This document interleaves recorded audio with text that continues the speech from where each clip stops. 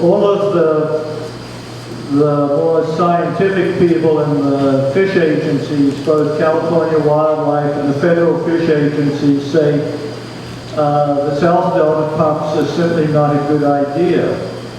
And even though you can limit the damage by imposing restrictions on when the contractor is allowed to pump, you can't eliminate the damage that's done to the ecosystem as long as the pumps are in the South Delta.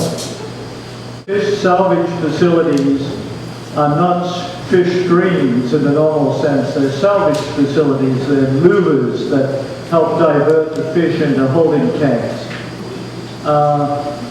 Any kind of fish screen could not really be effective in the South Delta because the water is sucked straight into them.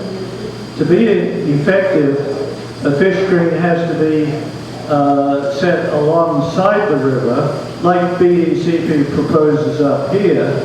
The problem with the BDCP proposed fish screens is that they are simply too long in terms of impacting the environment, and because of the amount of water they want to take out, some people question the efficacy of even these screens which are properly oriented, that is, parallel to the flow of the river.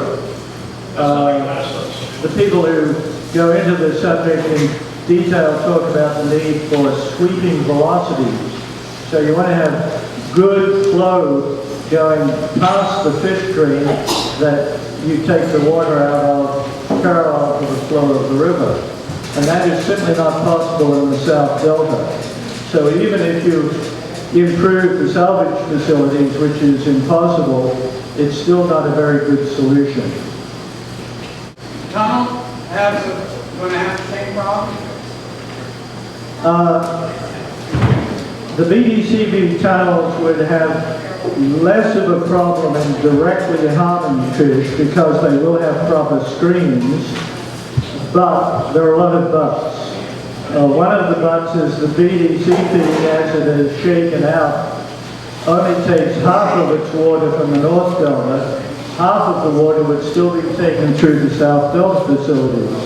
So BDCP doesn't solve this problem.